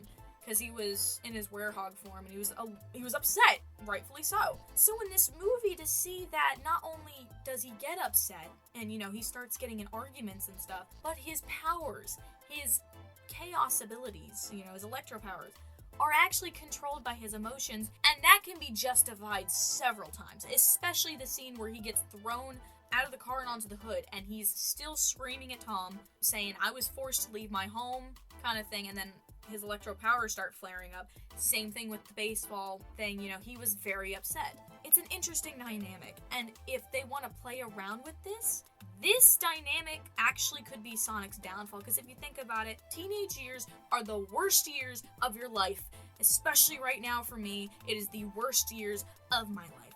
Okay, if I were to go to anyone that is a teenager now, or was a teenager, and say, would you go back, or would you stay here? They'd probably say no. Because this is the time where emotions are high and hormones kick in every 5 minutes. And also, for most kids my age, anxiety, stress, whatever you can pile on to our awful lives at the time is piled on. So imagine Sonic. He's not the typical kid. Because, he's having to go through things that no one else is really having to go through. But can you imagine the stress? Can you imagine the anxiety? Can you imagine how upset he's been getting throughout the course of this movie? It really does make you think for a minute, like, wow, how long has it been since we've seen that? It's funny, even in the book, they mentioned him crying somewhere, and I thought, wow, how long has it been since we've seen that? What? In official media, I mean, how long has it been since we've been able to define Sonic as more than just one-dimensional? There was so much. And again, I do believe Ben Schwartz definitely did an amazing job at emphasizing his character even more. But the writers, I'm gonna give props to the writers for this. They actually sat down and said, okay, he's a teenager. Let's experiment off that. And of course, he's not the typical moody teenager. But then again, do you have to be? I mean, you could be a perfectly normal kid and you're still gonna go through all the emotional stuff. And personally, going on, to the next movies, this opens a lot of doors, not just for Sonic, but for lore. And I'll get to the lore part, but for Sonic, again, as I said a couple seconds ago, the powers could be his downfall. If he were to get upset or angry and it could possibly overtake him in some way, it could be his downfall, and they can play around with that story. Now, as for lore, here's the only thing that I was a little bit upset about. We did not get to see barely anything of Sonic's world. The beginning of the movie is all we got to see. The only bit that we really got to see was Longclaw, and we didn't even get to know who Longclaw was. That's, again, introduced in the book, not even in the movie. So now it's like, okay, if we're gonna make more movies, then please go more into the lore of his world. There is an entirely new world that they have opened up for these movies, and I'm praying that they will take advantage of that, because they have an advantage that no other game, comic, or TV show has ever done with Sonic. But other than that, there's not much to say about the story. It's, again, it's more of expectations for the next chapters. Are they going to take advantage of what they have and say, okay, we have established this, we have established Sonic's origin, now we get to move on, slowly introduce characters, slowly introduce more lore. Overall, my thoughts on the story, again, it wasn't like something amazing or anything. I'm more praising the fact that they actually had Sonic act his age. As I've said, I believe I even said somewhere in the animation bit, and I know I said it somewhere in the voice acting bit, so I'm hoping they continue with that. And I'm hoping this also opens Sega's eyes up, because they don't seem to understand that Sonic can go a little bit further. He can have more development, and it's not just Sonic. I believe it's also other characters, but that in itself can be saved for another video. But other than that, I think that's all I have to say about story. So let's go ahead and move on to the book, the very last section of this video, and get that, because that's a big chunk too, so let's go ahead and get to that.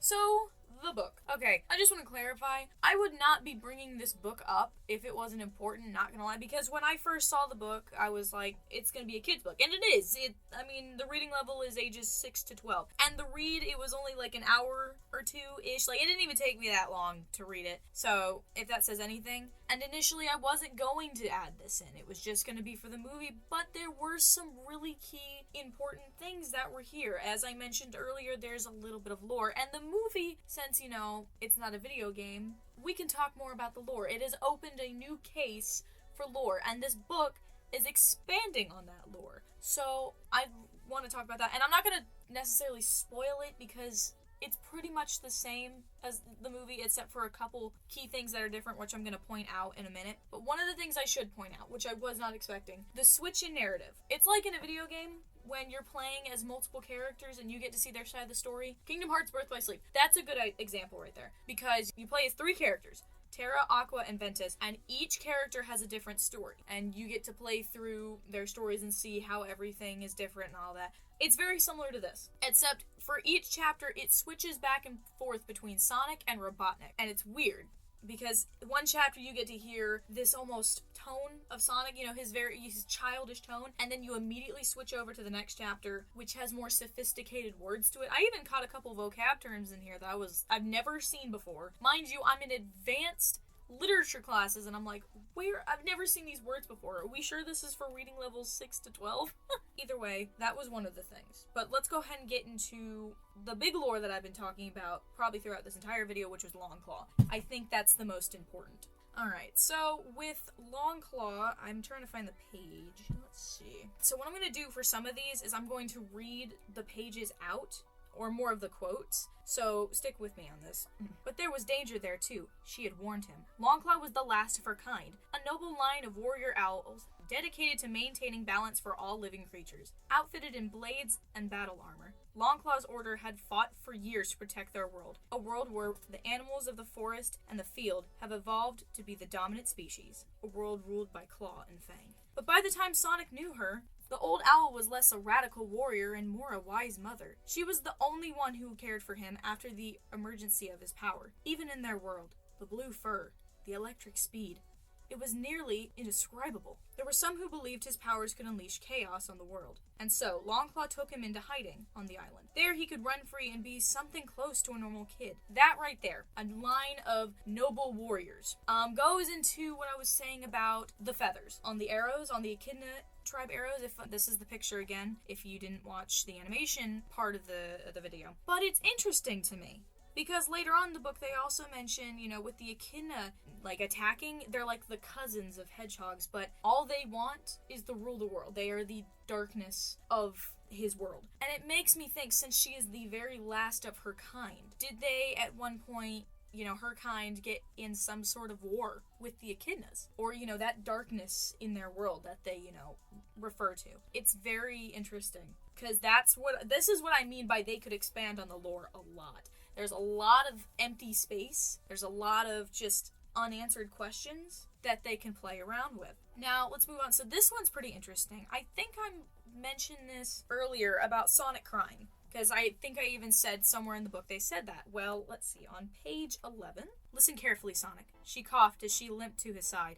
You have a power unlike anything I've ever seen, and that means someone will always want it. The only way to stay safe is to stay hidden, and you'll have to do it without me. No! Years later, Sonic still remembered the sting of tears in his eyes. I'll shock them all until they never come for us again. I'm going to end it there. So that's the first moment, and that's before he's got to say goodbye to Longclaw. And the next is actually quite interesting, because this next one is Tom talking to Sonic about, if he's ready to leave or not. Listen, pal. Tom stopped the hedgehog at the door. Are you sure you're ready for this? Back on the highway, what was with that crazy lightning display? I don't know. It only happened one other time. At the baseball field. The blackout. What were you doing then? Just playing baseball, Sonic said.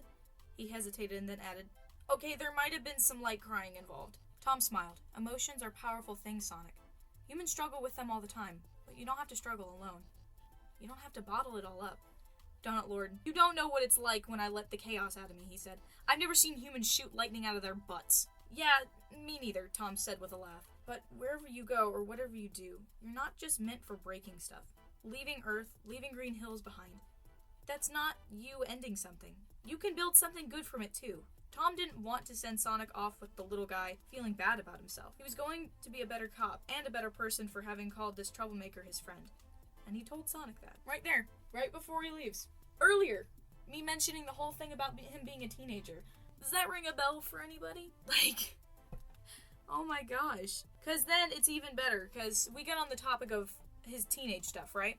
So go to page 93. Miraculously, Tom had control of the vehicle. He slammed the brakes, and as it peeled to a stop, he shivered at the thought that Sonic might be hurt. Hey, buddy. Sonic, friend, are you okay? Tom called, leaping into the back of the truck. The hedgehog rolled over and flashed a weak smile. Totally cool, Donut Lord, he said. Just a teenager reacting to how bad life sucks right now. Tom smiled wide. Yeah, I've been there, he said. Let's just be happy your blackout blast only seemed to kill the road behind us. Mind you, that isn't the only time they mention him, complaining about teenage years. Again, thank you. And while we're on it, just before that, this is where that would be, is after he destroys Robotnik's big old truck on the highway. I'm not gonna read out the scene, but the argument between Tom and Sonic, there was always something that bothered me in the movie. The pacing between it was weird. I don't know, something kind of bothered me about it. But the way they do it in the book is very nicely and evenly paced. And it's understandable to why they're arguing. And Sonic is progressively, he keeps bringing back the thing with Green Hills and everything. And they even go a little bit further into it, which is nice. So I found this quite interesting. So in the scene where Tom and Sonic first meet in the shed, that scene was actually kind of changed a little bit. So instead of Sonic getting shot in the shin, which by the way, that's gotta hurt, because the shin is straight bone, kind of ow, unless Sonic doesn't have any bone down there, but I'm sure he does. Ow, that hurts thinking about it. But it's even worse here. And then the electric blue hedgehog looked up at him. It raised its hands. It had hands. It tried to look innocent. Meow. Tom screamed, and the creature yelled back in kind. Before he knew it, his trigger finger snapped, and a dart shot straight into the animal's neck. It stumbled, its eyes both surprised and suddenly glassy. It tossed the large golden ring into the air. First of all, I also forgot to mention in the animation bit that he has a neck. Second of all, ow!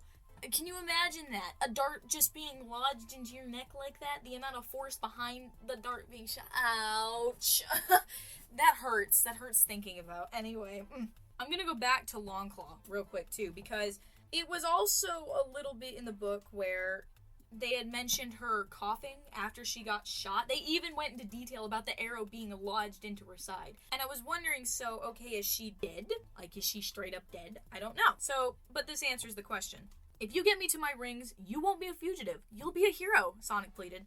I can disappear and old Robotnik won't have a thing on you. Come on, Donut Lord. You were made for this. Tom looked at Sonic and smiled. It was the first time anyone had really looked at him since Longclaw passed. Ooh, that's, it's kind of I don't know what to say about that. She's dead. She's just straight up dead. The poor character. I had hoped that she'd be alive. I don't think she survived. She could have, and Sonic maybe didn't know, but the way it's talking in the book, I'm not sure. Also, while he's talking to Tom, also goes into how Sonic hasn't talked to anyone in such a long time. So, and it's weird because he hasn't talked to anyone in years. So now he didn't really understand how much he had yearned to talk to someone until he was talking to Tom. And it kind of hit him like, oh my gosh, I've wanted to say stuff for so long and I haven't been able to. Going back to the whole game theory thing about, the road trip being pointless, well, I want to read this out. But Sonic was getting itchy, being trapped in the truck's little cab. Tom wouldn't stop at the world's largest rubber band ball, or the diner with the best pancakes in 3 states, or the deer that was giving him the stink eye. They did none of the fun touristy stuff. It was his first and only road trip after all. So that little section, you can obviously tell, just he was getting tired. Like, Sonic wanted to go do stuff before he left, and Tom wouldn't do anything. And it's very similar to how the movie went. They wouldn't stop until they got to, the bar. Until they got to the bar. And speaking of the bar, this line was great. Tom regretted it almost instantly. This hedgehog kid, this Sonic, he was from another world. He had less than 0 attention span, a permanent case of the jitters, and the loudest mouth Tom had ever seen on something so small. I can imagine him saying that to himself. Like, oh my gosh, this kid won't stop talking. Also, there was no motel scene at all. They actually just instead stopped on the side of the road and just took a couple hours of a nap and then kept going. So skip forward a little bit. This is, where would we be in the movie? This is when Tom ends up wrapping Sonic's body in a blanket and goes to Rachel's house. Of course, then Rachel is never mentioned if I remember correctly, but that's not important. Is important, though, is this. So, page 101 to 104. Tom and Sonic rattled into San Francisco in the late afternoon. How they ever made it, the policeman couldn't figure out, but they were just blocked from the place Maddie was staying in. And if he could find a way to explain to her what the heck was going on, he might have a chance at saving the hedgehog and himself in the process. Tom knocked frantically on the door to the apartment, and when Maddie answered, he hurried in with a blanketed bundle close to his chest. "Hi, baby, cool place," he rushed in with a nervous smile. "Do you carry, cat smelling salts with you when you go on trips?" "Tom, what happened to you? Are you bleeding?" He felt his forehead and rubbed off the grime of sweat and blood. "Oh, that, yeah, it's either from the broken window or the robot bee thing. It's fine. Anyway, cat smelling salts, or smelling salts for something slightly bigger than a cat." Maddie furrowed her brow and put a tiny bottle from her first aid kit. "They don't make smelling salts for cats, but I have human smelling salts," she said, and shot her husband a look. "What's it for?" Tom laid the blanket down and unwrapped Sonic. He had been slowly fading since he shocked Robotnik's setup, and now the hedgehog's breathing was growing more and more shallow. Maddie's eyes widened, and then darted back and forth over the animal's frame, immediately shifting into doctor mode. "He's a hedgehog, or so he says," Tom said, smiling at his wife's take-charge attitude. "It talks?" "Almost constantly." Maddie put a hand to its chest and 2 fingers on its neck. Holy, his pulse is racing. That might be normal for him, actually, but you've got to help him. He isn't usually this sedate. In fact, he never is. I don't know his physiology, but he doesn't seem to have any broken bones. He's just really banged up," she said. And in the matter of minutes, she had cleaned and dressed Sonic's wounds. Maddie took a deep breath to settle herself and then propped the cap of the smelling salts right under the animal's nose. I'm going to end it there. That in itself is a huge change. Instead of in the movie where he was just knocked out because of a bomb, he was just slowly fading in and out on the way to San Francisco, and finally, once they got to Maddie's apartment, he was about ready to just be done. Pass out for good. And it's weird how they actually mention, blood and stuff, because I'm like, this is, And the fact that Sonic had wounds makes me think, I don't know, it's a weird thing, but I had to process it for a couple minutes, Sonic, Skip forward a little bit more, and there was one thing about the movie that did bother me. So with the rings, you have to know the place, or at least have a decent image of the place in your mind before you throw them. And it was weird how he knew where Paris was, and the Great Wall of China, and the pyramids in Egypt. How did he know that? One could argue, sure, the Paris thing, he saw, the Paris logo on a truck before he went to Paris. Then how does that explain the Great Wall of China and the pyramids? Well, in the book, it says in his little cave, he has 3 posters hung up of the places he wants to go. The Eiffel Tower, the Great Wall of China, and some of the pyramids that are out in Egypt, which I found was quite interesting. And it's like, oh, that's how he knows where those places are. Skip forward even more. Now we're at the part where Tom and Maddie have been sent right back to Green Hills. I'm going to read this out. This is probably the funniest part of this entire book. So, they just got shot back to Green Hills, and they're getting out of the barn. Where should we go, Maddie asked. Back to San Francisco? And then in the distance, they heard the sound of an explosion in Green Hills. I've got a feeling we won't need to go that far, Tom said. He nodded to the car. It might be best if you get in the back. Tom hopped in and floored it, sirens blazing. The first time he had ever had an excuse to drive like that as a Green Hills police officer. Within moments, they were approaching a smoldering crater in the town square. Robotnik's egg pod had come to rest just above the familiar outline of a spiky blue hedgehog. Do you trust me? Tom asked. Always, said Maddie. Then brace yourself. Here we go. Tom launched the cruiser over the curb and brought it into the head-on collision with the egg pod. The two vehicles clanged off each other with a scrunch, and Robotnik flew from his pilot seat onto the ground. The airbag hit Tom square in the face, but he shook it off and checked to find Maddie, unhurt but squeezing the cruiser cage divider for dear life. Now I know what it feels like to be in the cat carrier, she said. This is a professional development, really.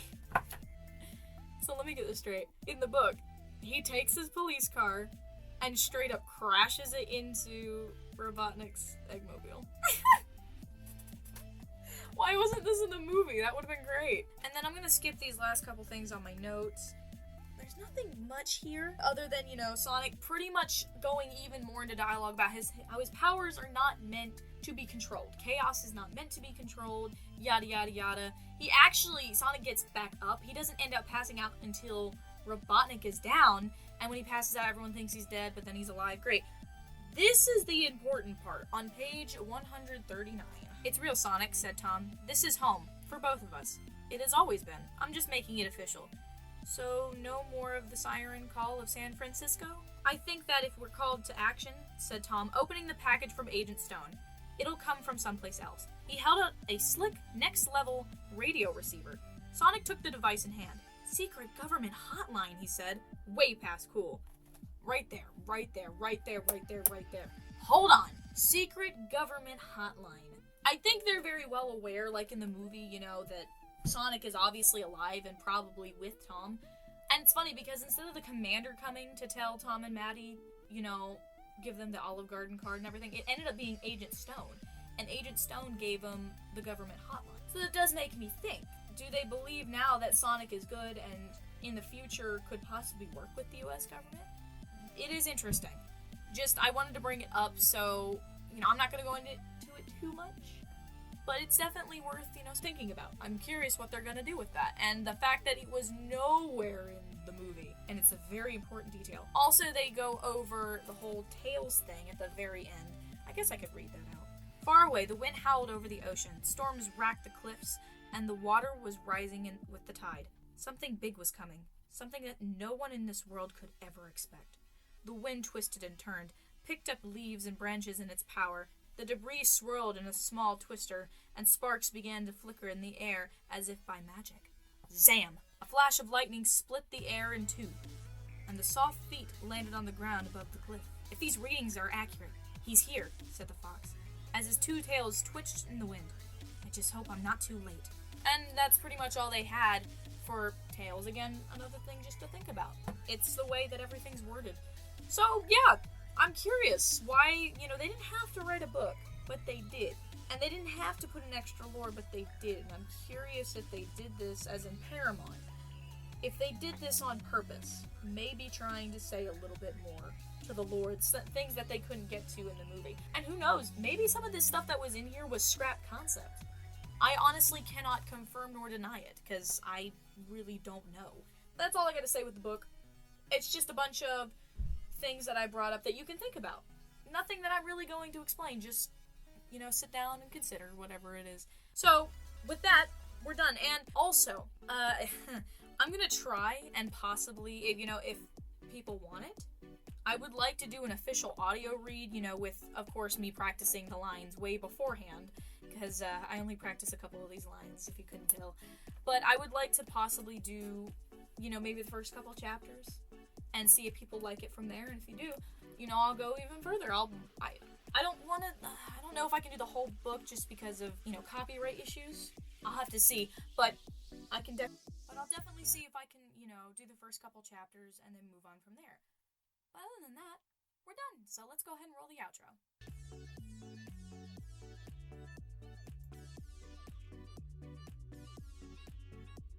Well, we're at the end of the video. This is a really long video, and I have a feeling this won't be the last video I'm going to make that's this long. Oh god. It's okay, you know what? As long as it was entertaining, that's all that counts. I just want to say for the people who stuck around for the entire video, thank you. You didn't have to do that. And for the people who skipped around to certain parts, I don't blame you. Especially if you skipped the story recap. That was just kind of there to be there. Either way, I guess this is just the wrap-up of everything. Personally, everything I said about the movie that I wanted to say is already in there. I just, to anyone who hasn't seen it, go see it. And I know there's a bunch of stuff going on with, again, a certain virus I'm not allowed to mention, but if it all stops and the movie's still out in theaters, then go see it. If not, hey, Redbox is a thing. You can go see it on Redbox too. And also, I do recommend picking up the book. Just give it a read. It's only, if I remember correctly, like $5, not even, so, it's worth a shot. Anyway, me and Mirko gotta get going. We've got other videos to work on, so, same thing as usual, click the like button if you liked it, click subscribe and the bell, because I am going to be having more videos coming out, so definitely hit that bell if you want more notifications. Also, one more thing before you leave, I am an artist, and if you want to see more of my artwork, I do have a Twitter and I have an Instagram. My Twitter is more for updates on the channel and just things that are going on in my life, and my Instagram is where most of my artwork is posted. So if you want to go check up on that, here's the names to both of them. You just got to put it in the search bar and go. But other than that, I'm going to go ahead and leave it here, and I will see you guys in the next video.